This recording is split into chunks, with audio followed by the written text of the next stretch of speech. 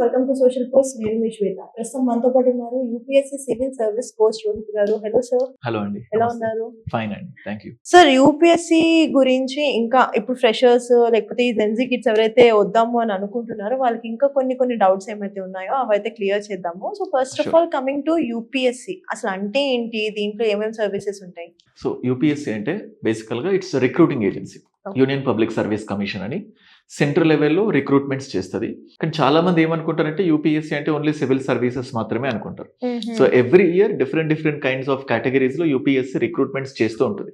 For suppose central armed police forces అని చెప్పి CAPF, it's one of that. So అలా number of exams ని UPSC conduct చేస్తుంది. అలా వాళ్ళు కండక్ట్ చేసే దాంట్లో ప్రెస్టీజియస్ పొజిషన్స్ ఏంటంటే civil services. So UPSC civil services అంటుంటారు. మనం జనరల్ గా ఐఏఎస్, ఐపీఎస్ వీటికి ప్రిపేర్ అవుతుంటారు కదా. సో దానికి ఒక major recruiting body UPSC.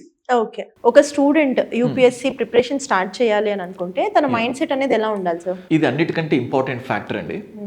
Like there is a saying, ఒక కార్ నడపాలంటే లైక్ అందులో ఫ్యూయల్ ఉండాలి.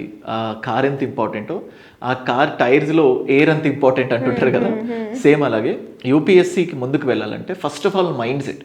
ప్రతిసారి కాన్ఫిడెంట్ అంటే వాళ్ళు సీరియస్గా దీంట్లోకి ప్రిపేర్ అవ్వాలని వస్తారు. ప్రతిసారి మైండ్లో ఒక క్వశ్చన్ ఉంటుంది, లైక్ నేను దీనికి సూటబుల్ అవుతానా కాదా, నేను క్వాలిఫై అవుతానా కాదా. ఇది వాళ్ళ దగ్గర ఉండిపోగా అందరికీ అంటే ఆ ప్రిపరేషన్ స్టేజ్లో ఉన్న ఫస్ట్ ఇయర్ ఎవ్రీబడి అన్న నా వల్ల అవుతుందా సార్, నా వల్ల అవుతుందా, ఏం చేస్తే అవుతుంది, ఈ క్వశ్చన్ ఎప్పుడు ఉంటుంది. సో నీ వల్ల అవుతుందా కాదా, it's not in your hands. నీ చేతుల్లో ఉన్నదల్లా ఏంటంటే సిలబస్ కంప్లీట్ చేయడం. ఆ సిలబస్ కంప్లీషన్తో పాటు ఎగ్జామ్ ప్యాటర్న్కి తగ్గట్టు ప్రిపేర్ అవ్వడం. సో లైక్ నువ్వు ఎన్ని గంటలు కూర్చుంటున్నావు, ఎన్ని పుస్తకాలు చదువుతున్నావు, ఏ కోచింగ్ ఇన్స్టిట్యూట్లో జాయిన్ అవుతున్నావు, డజంట్ మ్యాటర్. నువ్వు కాన్ఫిడెంట్గా ఉంటే ఆబ్వియస్గా నువ్వు చదివే థింగ్స్ కూడా చాలా ఈజీగా మైండ్లోకి వెళ్తుంటాయి. సో నేను జనరల్గా ఎప్పుడు చెప్తూ ఉంటాను, సో మీరు కూడా వినే ఉంటారు, who is the king of the forest అని. సో అన్నప్పుడల్లా టాలెస్ట్ పారామీటర్ తీసుకుంటే జిరాఫీ అవ్వాలి కాదు. పోనీ ఫాస్టెస్ట్ గా పరిగెత్తిన వాళ్ళను కింగ్ అనొచ్చా అంటే అది కూడా కాదు, చీతా కాదు. పోనీ చాలా స్టౌట్ గా బలంగా ఉన్న జంతువుని తీసుకుంటే ఎలిఫెంట్, అది కూడా కాదు. చాలా తెలివితేటలు ఉంటాయి, ఫాక్స్, మరి ఫాక్స్ కూడా కాదు. మరి ఇవన్నీ లేని లాయన్ ని ఎందుకు కింగ్ అంటారు అంటే ఇట్స్ మైండ్ సెట్. సో నువ్వు టాల్గా ఉన్నావా, నువ్వు హెవీగా ఉన్నావా, నువ్వు ఫాస్ట్గా పరిగెత్తుతున్నావా, మైండ్ సెట్. ఒక క్యాండిడేట్ని యూపీఎస్సీకి తీసుకెళ్ళడానికి కూడా అన్నిటికంటే కూడా బలంగా కావాల్సింది మైండ్ సెట్. సో ఆ మైండ్ సెట్ ఎక్కడో నేర్చుకుంటే వచ్చేది కాదు, నీ లోపల ఆటోమేటికల్గా ఇన్కల్కేట్ చేసుకుంటే వస్తుంది. స్ట్రాంగ్ మైండ్ సెట్ ఉంటే స్ట్రాంగ్ గా క్వాలిఫై అవ్వడానికి మోర్ ఛాన్సెస్ ఉంటాయి. Okay, so Telugu medium students ఎవరైతే ఉంటారో వాళ్ళు యూపీఎస్సీ అటెంప్ట్ చేసినప్పుడు వాళ్ళ యొక్క సక్సెస్ రేట్ అనేది ఎంత వరకు ఉంటుంది సార్? ఆబ్వియస్గా తక్కువ ఉంటుందండి. సో తక్కువ ఉంటుందంటే కంపేర్ టు ఎంతమంది రాస్తున్నారో పోల్చితే సేమ్ అదే రేషియోలో క్వాలిఫైయింగ్ రేషియో కూడా ఉంటుంది. సో ఎక్కువ మంది ఇంగ్లీష్లో రాస్తుంటారు, లేకపోతే హిందీలో రాస్తుంటారు. తెలుగు రాసే వాళ్ళు చాలా తక్కువ. ఆబ్వియస్ గా సక్సెస్ రేట్ కూడా అదే తక్కువ ఉంటుంది. అంటే మనం చూసేటప్పుడు తెలుగు మీడియం తక్కువ కదా, ప్రిపేర్ అవ్వకూడదు అంటే అదొక్కటి కాదు.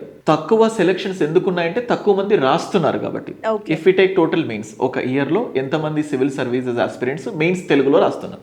సో వెరీ లెస్, ఇన్ఫాక్ట్ 1% కూడా ఉంటుంది బిలో దట్. సో కాబట్టి సెలెక్షన్ రేట్ కూడా అదే రేషియో ఉంటుంది. సో సెలెక్ట్ అవ్వరు అని కాదు, సో ప్రాపర్ పాత్ లో ఉంటే సెలెక్షన్స్ ఛాన్సెస్ ఉంటాయి. So it's just a number.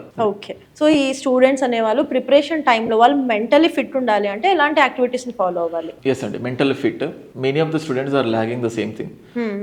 రోజంతా చదవడం అని అనుకుంటారు. యూపీఎస్సీ సివిల్ సర్వీస్ నుంచి బయటకు వచ్చిన తర్వాత ఈ మధ్య చూస్తున్నాం, కొంతమంది ఓబీస్ తయారవుతున్నారు, కొంతమందికి ఈవెన్ డయాబెటీస్ కూడా వచ్చిన సందర్భాలు, బ్యాక్ పెయిన్స్, లేకపోతే లైఫ్ స్టైల్ డిజార్డర్స్ చాలా ఉన్నాయి. సో స్టూడెంట్ పెట్టుకోవాల్సింది ఏంటంటే మైండ్లో, so it's not only about reading. So at least morning కొంచెం వాక్ చేయడం. సో బేసికల్గా ఏమవుతుందంటే వాళ్ళు హాస్టల్ రూమ్స్లో ఉంటారు, పేరెంట్స్ పైన డిపెండ్ అయి ఉంటారు కాబట్టి తక్కువ ఖర్చులో హాస్టల్ రూమ్స్ ఉండాలి అంటారు. అవి ఉన్న ప్రతి ఏరియాలో కూడా కమర్షియల్గా పెరిగి పెద్ద రూమ్ని కూడా చాలా చిన్నగా డివైడ్ చేసి చాలా కంజెస్టెడ్గా చేస్తారు. సో స్టూడెంట్కి ఏమనిపిస్తుంది అంటే బయటికి వెళ్తే టైం వేస్ట్ అనే కాన్సెప్ట్తో ఎప్పుడు రూమ్లోనే ఉంటారు. సో సన్లైట్ ఉండదు, విటమిన్ డి కంప్లీట్గా జీరో అయిపోతుంది. సో సరైన యాక్టివిటీస్ ఉండవు, కాల్షియమ్స్ ఇవేవి కూడా బాడీకి అందక సో కంప్లీట్గా సెడెంటరీ లైఫ్ ఎక్స్ట్రీమ్ అయిపోతుంది. సో దానివల్ల మళ్ళీ బాడీ పెయిన్స్, లేకపోతే తర్వాత సెట్ డౌన్ అవ్వడం కష్టం. అందుకే స్టూడెంట్స్కి నేను చెప్తుంది ఏంటంటే ఎంతసేపు చదువుతున్నావు దాంతోపాటు లైక్ సమ్ టైం పొద్దున హాఫ్ అన్ అవర్ కానీ, ఈవినింగ్ హాఫ్ అన్ అవర్ కానీ, అట్లీస్ట్ 1 hour కానీ వెళ్ళి కొంచెం వాక్ చేసి నేచర్ని చూస్తూ సో మంచి ప్యూర్ ఆక్సిజన్ని అలా తీసుకున్న తర్వాత మళ్ళీ వచ్చి కూర్చున్నప్పుడు he can pay more attention. And sleeplessness, బాగా చదవాలి, ఎక్కువ చదవాలి, అందరికంటే ఎక్కువ చదవాలన్న ఆతృతతో సరైన నిద్రలు కూడా ఉండవు. సో కొంతమంది 3 hours పడుకొని మళ్ళీ లేచి మళ్ళీ 3 hours పడుకొని ఇటువంటి థింగ్స్ కూడా ఉంటాయి. So proper sleep, proper diet and minimal exercise ఇవి చేస్తూ మీ ప్రిపరేషన్ కంటిన్యూ అయితే మెంటల్లీ ఖచ్చితంగా స్ట్రాంగ్ గా ఉంటారు. ఓకే. సో ఇందాక మీరు చెప్పినట్టు కొంతమంది జాబ్ చేస్తూ కూడా ఇది ప్రిపేర్ అవుతూ ఉంటారు అని, మరి అలాంటి వాళ్ళకి మీరు ఇచ్చే సజెషన్ ఏంటి సార్? సో నథింగ్ అండి, జాబ్ చేస్తారు. First of all again job చేస్తూ ఉండే వాళ్ళకి ఉండే వాళ్ళను తగ్గించే కాన్ఫిడెన్స్ ఏంటంటే పారామీటర్ ఏంటంటే మనకు తక్కువ టైం దొరుకుతుంది కదా, సో మనం సెలెక్ట్ అవ్వమేమో, యూపీఎస్సీకి ప్రిపేర్ కావాలంటే రోజుకి 12 గంటలు కూర్చుంటేనే చదువుతామేమో అనే కాన్సెప్ట్స్తో ఉంటారు. First move out of that imagination. So మీకు ఎంత టైం దొరికినా ఆ 4 hours 5 hours పర్ఫెక్ట్గా ప్లాన్ చేసుకోండి. సో రోజు కన్సిస్టెంట్గా ఆ 4-5 hours పెడుతూ ఉండండి. సో దాని అలా ప్లాన్ చేస్తూ ముందుకు వెళ్తూ ఉంటే ఫస్ట్ అడుగు వేయాలి. వాళ్ళు అడుగు వేయడానికి కొన్ని నెలలు పడుతుంది. దానికి టైం టేకింగ్ అంటే మాకు తక్కువ టైం ఉంటుంది కదా, జాబ్ రిజైన్ చేయాలా లేకపోతే డైరెక్ట్గా చదవాలి. ఫస్టే అందరూ అంటే ఒక ర్యాంకర్ రిజైన్ చేస్తే ర్యాంక్ వచ్చింది, that does not mean resign చేస్తేనే నువ్వు సెలెక్ట్ అవుతావు అన్న కాన్సెప్ట్ లేదు. అంటే ఇది రిజైన్ చేయాలా ప్రిపేర్ అవ్వాలా సైమల్టేనియస్ గా ఆ డౌట్ తో కొన్ని నెలలు గడిపేస్తాయి. ఆ నెల అయిపోయిన తర్వాత మళ్ళీ ఇంత టైం పోనీ లైక్ ఎంత టైం స్పెండ్ చేయాలి, ఈ అన్నెసెసరీ డౌట్స్ తోనే they are wasting the time. దూకేయండి. మీకు ఫస్ట్ జాబ్ చేస్తున్నైనా రోజు 4 గంటలు పర్ఫెక్ట్ గా కూర్చొని ఏం చదవాలి, ఏం బేసిక్స్ ఉన్నాయి, ఎలా సిలబస్ ని కవర్ చేయాలి, ఒక బెస్ట్ ప్లాన్ వేసుకోండి. దెన్ ఆటోమేటికల్ గా that goes on. Okay. So ఇలా కన్సిస్టెంట్ గా కంప్లీట్ ఇయర్స్ తరబడి చదువుతూనే ఉంటారు కొంతమంది, అయినా కానీ క్వాలిఫై అవ్వలేకపోతూ ఉంటారు, మరి వాళ్ళకి ఏం చెప్తారు? సో అది ఉండేది అండి, ఖచ్చితంగా కన్సిస్టెంట్ గా ప్రిపేర్ అవుతున్నా కొద్ది. కానీ ఇక్కడ ఏమవుతుందంటే ఆ మైనస్ ప్రాబ్లం ఏంటంటే చదవడం. వాళ్ళు రోజు అంటే లైక్ 2 సంవత్సరాలు 3 సంవత్సరాలు 4 సంవత్సరాలు అంటే చదివితే సెలెక్ట్ అవుతామన్న రూల్ లేదు. యూపీఎస్సీ అది అడగట్లేదు. సో యూపీఎస్సీ ఏం కోరుకుంటుంది, అది నువ్వు 3 years అయినా 4 years అయినా ప్రాక్టీస్ చేయాలి. 5 years నుంచి కూర్చొని చదివే వాళ్ళు ఉంటారు, ఒక్క టెస్ట్ రాయని వాళ్ళు కూడా ఉంటారు. అంటే నువ్వు 5 years నుంచి ప్రిపేర్ అవుతున్నావు, బట్ అట్లీస్ట్ టెస్ట్ అంటే నెగిటివ్ మార్క్స్ ఉంటాయి ప్రిలిమ్స్ లో, దాన్ని ఎలా ఓవర్కమ్ చేయాలి ప్రాక్టీస్ చేస్తేనే వస్తుంది. But students will never dare to practice. చదువుదాం, సిలబస్ కంప్లీట్ అయిన తర్వాత మనం అటెంప్ట్స్ ఇద్దామని. సిలబస్ కంప్లీషన్ అనే కాన్సెప్ట్ ఉంటే జన్మలో సిలబస్ అయిపోదు. సో అప్పుడు ఎప్పుడు జన్మలో టెస్ట్స్ రాయరు. సో యూపీఎస్సీకి కావాల్సింది limited source, more revision, more tests. కానీ ఇలా సంవత్సరాల తరబడి కూర్చునే వాళ్ళు మోర్ సోర్సెస్ లోంచి చదువుతారు, లెస్ రివైజ్ చేస్తారు, లెస్ టెస్ట్స్ రాస్తారు. ఈ రీజన్ వల్ల వాళ్ళు ఫెయిల్ అవ్వడానికి ఛాన్సెస్ ఉంటాయి. కొన్ని టెస్ట్స్ రాస్తారు, టెస్ట్స్ రాసినా నీకు లో మార్క్స్ వస్తే ఎందుకు లో మార్క్స్ వస్తున్నాయి, what made you to get లో మార్క్స్, ఏ సబ్జెక్ట్లో నువ్వు వీక్ ఉన్నావు, ఆ ఎక్స్ప్లెనేషన్స్ ఉంటాయి ఆ టెస్ట్కి సంబంధించి. అవి చూసుకోరు, for the name set test రాసి వస్తారు. నువ్వు రాసిన తర్వాత నీ పర్ఫార్మెన్స్ అనాలిసిస్ చేసుకుంటేనే అలా ఉంటుంది. అందుకే లైక్ మన ఇన్స్టిట్యూట్లో every Saturday we'll keep a test. కొంతమంది స్టూడెంట్స్కి నేను కంపల్షన్ చేసేసరికి టెస్ట్ రాసేసి వెళ్తారు, కానీ they don't even check their marks. మళ్ళీ కూర్చోబెట్టి ఎన్ని మార్క్స్ వచ్చాయి, ఎందుకు తక్కువ వచ్చాయి, అసలు నువ్వు ఎందుకు అటెంప్ట్ చేసావు, ఇలాంటివి చెక్ చేస్తున్నప్పుడు వాళ్ళకు ఒక భయం జనరేట్ అవుతుంది. ఆ బలవంతంగానైనా ఎక్స్ప్లెనేషన్స్ చూసుకునే ఛాన్స్ ఉంటుంది. సో సీరియస్ గా అలా మల్టిపుల్ టైమ్స్ ఫెయిల్ అయ్యే వాళ్ళు, సో మళ్ళీ మీరు థింక్ చేసుకోండి, what is making you to fail continuously. So మళ్ళీ దాని పర్ఫార్మెన్స్ ని ఇంప్రూవ్ చేసుకోవాలి. Okay. So UPSC exam and state group 1 exam రెండింటికి ఉన్న డిఫరెన్స్ ఏంటి సార్? ఆల్మోస్ట్ అంటే 60% సేమ్ ఉంటుంది. అందులో పాలిటీ ఉంటుంది, ఇందులో పాలిటీ ఉంటుంది. హిస్టరీ థింగ్స్ ఏంటంటే regional history, regional geography, regional economy, so regional current affairs, ఇవి కొంచెం యాడ్ ఆన్స్ అవుతాయి అంతే. So they are like a foundation. సో మన దాంట్లో యూపీఎస్సీకి ప్రిపేర్ అయిన క్యాండిడేట్సే ఉన్నారు, బట్ ఎప్పుడైతే గ్రూప్ 1 నోటిఫికేషన్ వచ్చిందనుకో ఎవ్రీబడి స్టార్టెడ్ అప్లైయింగ్. సో ఆ సివిల్ సర్వీసెస్ కోచింగ్ తీసుకున్న వాళ్ళే 14 members గ్రూప్ 1 లో సెలెక్ట్ అయ్యారు. వాళ్ళు స్పెషల్ గా గ్రూప్ 1 కోసం రాలేదు, they came for civil services. అంటే సేమ్ అలాగే, అంటే దానికి ప్రిపేర్ అయిన వాళ్ళు దీనికి ఎలా సెలెక్ట్ అవుతారు అంటే దే హ్యావ్ కంటెంట్. సో దాన్ని నువ్వు ఎలా ప్రెజెంట్ చేస్తున్నావు అనేది మ్యాటర్. సో కాబట్టి నువ్వు ఇండియన్ రిలేటెడ్ పార్ట్ ని చాలా స్ట్రాంగ్ గా ప్రిపేర్ అవుతే రీజనల్ పార్ట్స్ ఆటోమేటికల్ గా బిల్డప్ అయిపోతాయి. ఓకే.